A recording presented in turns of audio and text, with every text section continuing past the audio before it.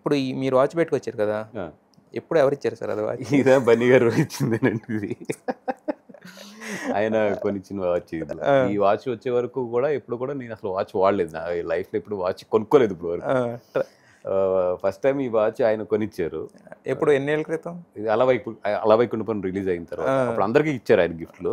ఇచ్చినప్పుడు నాకు కూడా ఈ వాచ్ ఇచ్చారు. ఎంతది వాల్యూ? వదిలేండి. ఓకే. సో అదే ఫస్ట్ వాచ్. నాకేంటి దీని వాల్యూ తెలియదు.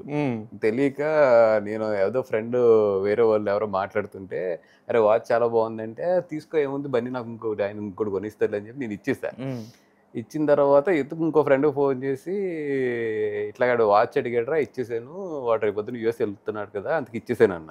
అప్పుడు వాల్యూ చెప్పాడు. పరిగెట్టుకెళ్ళారు ఏమనుకోకు, నాకు తెలియలేదు ఇది. తీసుకొచ్చిన తర్వాత బన్నీ గారికి చెప్పే ఇన్సిడెంట్ చెప్తే, అసలు నీకు ఒక వాచ్ కొనిచ్చి అంత వాల్యూ పెట్టి కొనిచ్చి చూసాను నన్ను అన్నా. ఏ మాటగా మాట వాల్యూ నేను పక్కన పెట్టేస్తే, ఆ వాచ్ పెట్టుకున్న కాడి నుంచి మీ టైం అయితే పరిగెడుతున్నట్టుంది. యాజ్ అ ప్రొడ్యూసర్ అయితే పరిగెడుతుంది కదా, డిస్ట్రిబ్యూటర్ గా ఎవ్రీథింగ్, ఏది పట్టుకున్న బంగారు almost.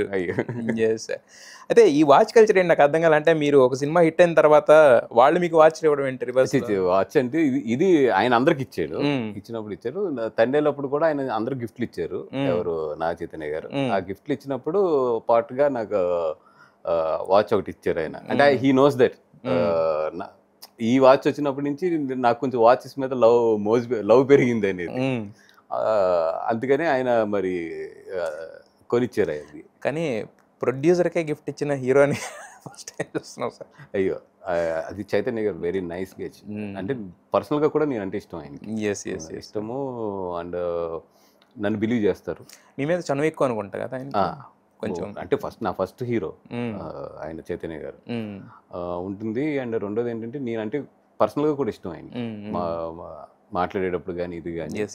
And and he knows నేను ఏది చెప్తున్నా కూడా దాంట్లో ఏది నేను మేనేజ్ చేస్తున్నాను, ఏది నిజం, ఆయన మేనేజ్ చేయడానికి ఏది చెప్తున్నాను ఆయన తెలుసు. తెలిసి నవ్వేస్తాడు ఆయన. నీకేం కావాలంటే అది